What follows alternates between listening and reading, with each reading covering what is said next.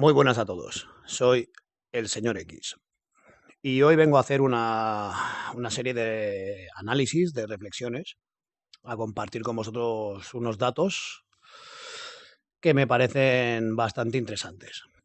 Bien, en primer lugar, debo decir que tanto yo como otras muchísimas personas que formamos parte dentro de este movimiento de disidencia, por así decirlo, como por ejemplo la famosa manifestación de Madrid del domingo pasado, Eh, no somos terraplanistas. Es decir, los hay que sí y los hay que no. Pero yo sinceramente, yo soy de los que piensan que la Tierra es más bien esférica. Pero bueno, dicho eso, a día de hoy, con la de problemas que tenemos, la forma de la Tierra, o especular sobre ella o atribuir eso a personas que piensan diferente, lo veo cuanto menos absurdo. Segundo punto, no negamos las muertes. Hay quien las niega, sobre todo en primavera, ¿no? Hay quien las niega, pero en cuanto a mí, yo no las niego, ni mucho menos. Tercer lugar, yo personalmente no niego la existencia del virus o de un virus o de un algo que está ahí. No la niego más que nada porque no soy quien para negarla. No trabajo en un laboratorio, ni soy virólogo, ni nada. Es decir, no lo niego. Tampoco soy, o muchos de nosotros somos antivacunas, pero sí que es cierto que ahí se debe tener en cuenta un pequeño matiz. Y es que, aunque no seamos antivacunas, sí somos ante una vacuna tan inmediata o ante una vacuna obligatoria. Porque, a ver, como he dicho, yo no trabajo en ningún laboratorio, yo no soy médico, soy simplemente un ciudadano que no está conforme con lo que se dice. Vamos a dejarlo ahí. Yo pienso que para que una vacuna sea realmente eficaz, primero deben pasar una serie de años, años de investigación, de pruebas, ver los efectos secundarios o posibles efectos secundarios a corto, medio, largo plazo, más luego todo un entramado burocrático que, bueno, ya sabemos cómo es la burocracia.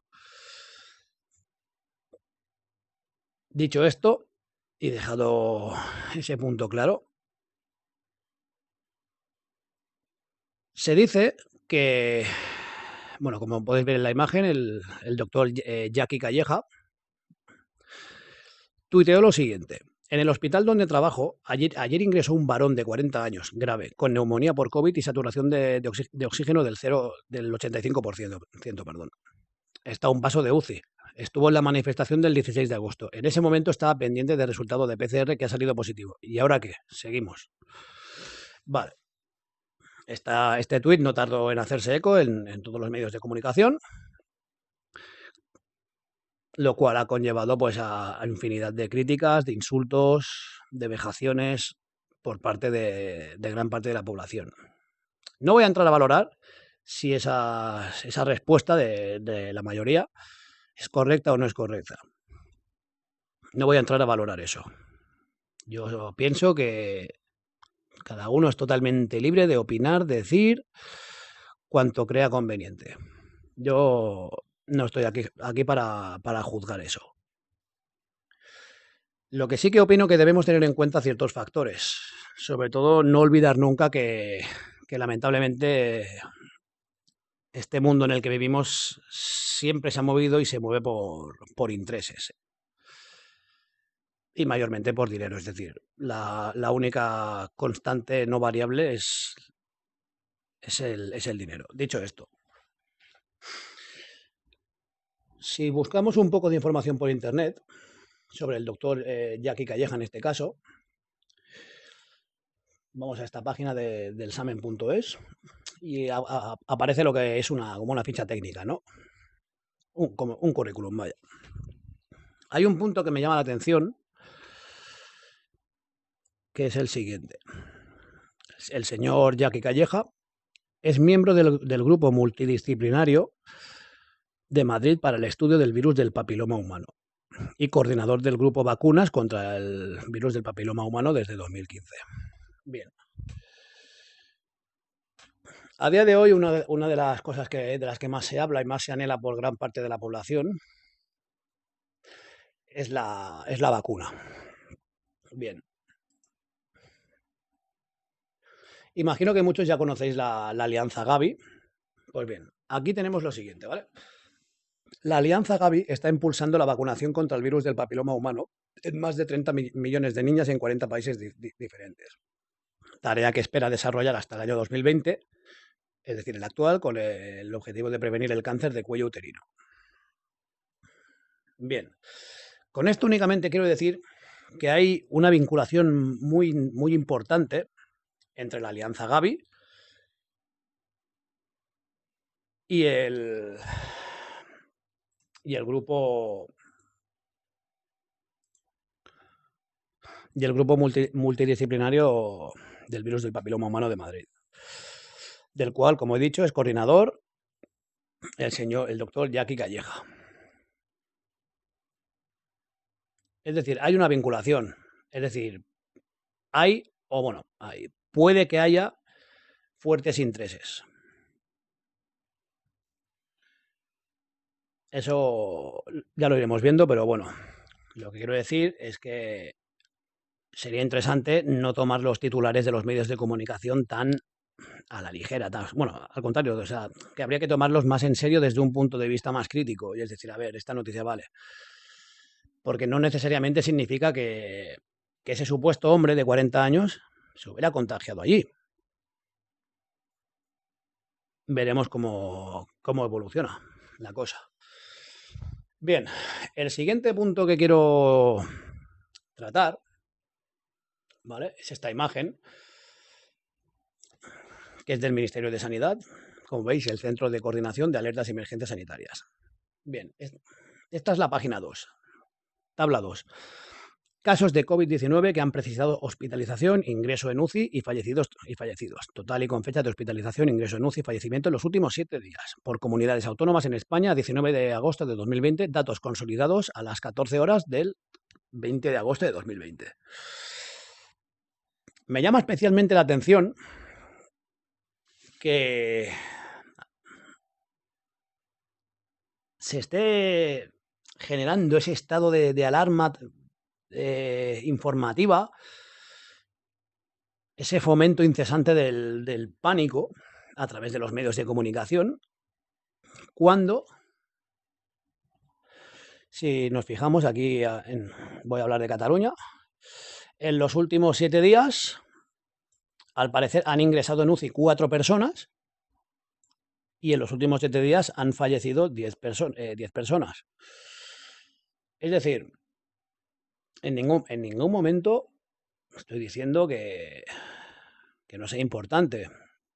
Para mí, cualquier fallecimiento no natural es una tragedia. Eso vaya por delante. Pero bueno, seguimos. Si vamos abajo del todo, vemos ya los datos del país entero.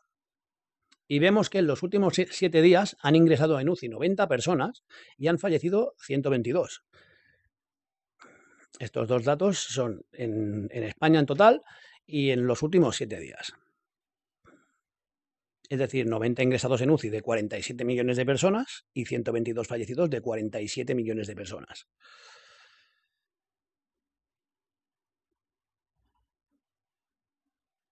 Espero que se entienda este silencio que os acabo de dar. Esta página también pertenece a este documento oficial, al resumen del COVID-19.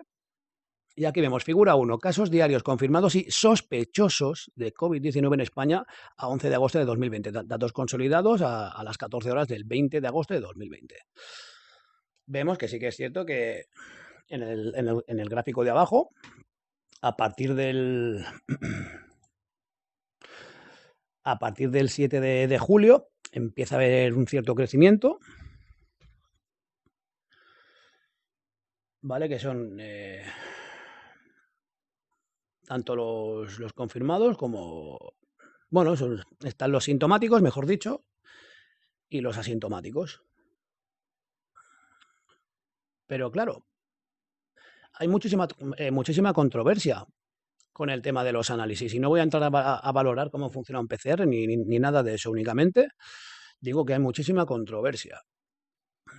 Porque si tenemos en cuenta que la gran mayoría de personas han pasado esta enfermedad como un resfriado, como una gripe normal, y tenemos en cuenta que, si no me equivoco, a día de hoy la tasa de letalidad está en 0,6% o por debajo, pues sinceramente yo pienso que no es motivo para generar el pánico que se está generando. Y no voy a entrar a hablar de las restricciones, que también son muy selectivas. Bueno, sí, son selectivas porque parece ser que el bicho es muy selectivo. Tiene horarios, tiene zonas de paso, zonas que intenta evitar, pero bueno, ese es otro tema. Y el siguiente punto, bueno, la siguiente parte de este punto, ¿vale? Es la siguiente. He buscado información sobre las causas de mortalidad, las causas de muerte en España, y he encontrado estos dos gráficos del 2017 y del 2018. Son bastante parecidas, aunque en el 2018 parece que hay un pequeño incremento, pero bueno, como veis, están ordenadas de la siguiente manera, de mayor a menor: enfermedades del sistema circulatorio, tumores, enfermedades del sistema respiratorio, enfermedades del sistema nervioso y de los órganos de los sentidos, trastornos mentales y del comportamiento, enfermedades del sistema digestivo y causas externas de mortalidad.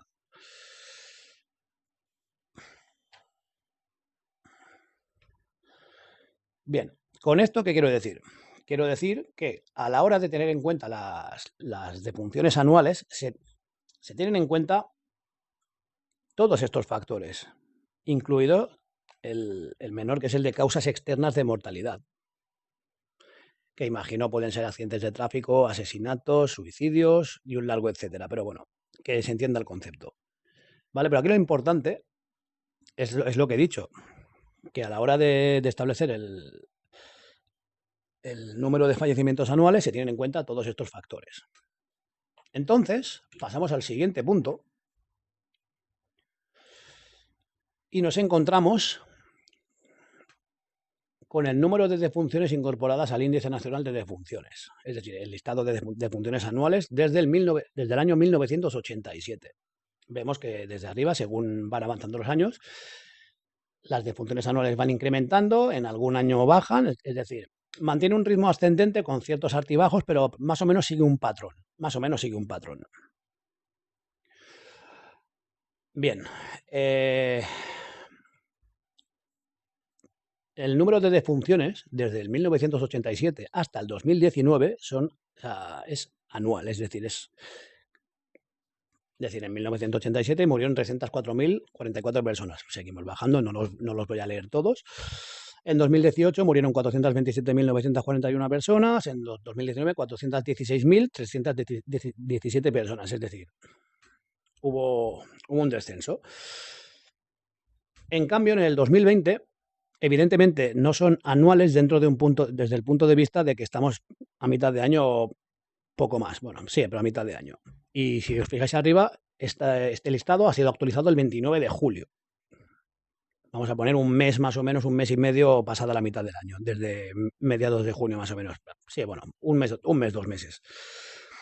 Me llama especialmente la atención que, teniendo en cuenta que aquí se cuentan las muertes por todo tipo de patologías, bueno, en general realmente, llevando poco más de la mitad del año, el número de muertes sea bastante inferior a la mitad de los últimos 4 o 5 años.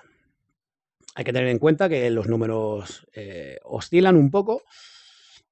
También hay cierto vaivén, es decir, de un año a otro la tendencia es ascendente, pero sí que es cierto que hay años en los que hay un descenso de igual 5.000, 10.000, 12.000 aproximadamente. Pero bueno, vamos a poner, en cuanto a miles, decena arriba, decena abajo.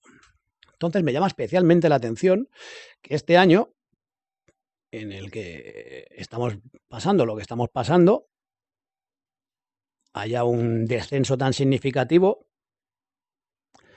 proporcional a la mitad de los años anteriores, que quede claro. No podemos comparar los 181.000 fallecidos a mediados de este año con los 416.000 del año pasado. Es decir, deberíamos contarlo alrededor de 200, 208 más o menos. Como digo, me llama especialmente la atención, porque si volvemos a este documento, según el Ministerio de Sanidad, los números oficiales, los cuales mucha gente dice que no son fiables, pero ojo, son a los que se están haciendo caso a día de hoy. Ahí dejo ese matiz. Son 28.813 personas fallecidas. Cierto es que hay controversia porque hay numerosas personas y numerosos medios y demás que dicen que realmente no han sido alrededor de 29.000, sino que hay que incluir 20.000 personas más, las cuales serían, en teoría, todas las personas mayores que han fallecido en las residencias. Bien, y antes de pasar al último punto, que es el de las residencias, me gustaría volver un momento a la lista. Es decir, si incluimos esos 20.000, seguiríamos estando bastante por debajo de la mitad. Bueno, sí, significativamente por debajo de la mitad. Lo cual me extraña porque a día de hoy todas las personas que fallecen son confirmadas o sospechosas del bicho. Pero yo no he vuelto a escuchar hablar de muertes por otras patologías, las cuales se están contando, como vemos aquí, porque si no, este número sería únicamente o 30.000 o 50.000, según los datos oficiales o los extraoficiales. Es decir, esos fallecimientos se están contando. Entonces, como he dicho, el tema de las residencias, hay mucha gente, ha sido denunciado durante todos estos meses, que, bueno, que en las residencias se ha vivido una situación terrible, una situación escandalosa por el abandono de infinidad de personas mayores, de miles de personas mayores. Hay quien decía que sí, otros que no. Bueno, esto lo veníamos comunicando desde hace, bueno, hablamos de ello hace unos meses, durante el confinamiento y demás. Pues hace poco salió este titular del País que dice lo siguiente: golpeaban las puertas y suplicaban por salir. La ONG expone las situaciones inhumanas que se vivieron en 486 centros durante los primeros meses de pandemia y recoge escalofriantes testimonios de los trabajadores. Bien, no es el País no es el único medio que se ha hecho eco de esta noticia, lo cual nos lleva al siguiente punto, que es un documento que parece ser que ya han borrado de internet. Por suerte lo teníamos descargado. Bueno, me lo ha pasado una persona, que es el protocolo dictado por el Ministerio de Sanidad a las residencias, creo que era del 24 o el 26 de marzo de este año. Bien, me llama especialmente la atención el punto 1, que dice lo siguiente: los casos posibles, probables o confirmados que se atiendan en la residencia o centro sociosanitario deberán permanecer preferentemente en una habitación individual con buena ventilación, preferiblemente al exterior, con baño propio si es posible y con la puerta cerrada. O en caso de que esto no sea posible, en un lugar en el que se pueda garantizar una distancia mínima de 2 metros con el resto de los convivientes. Con la puerta cerrada.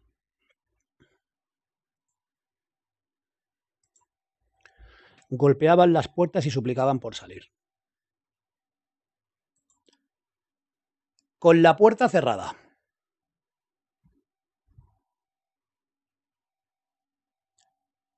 Buenas noches.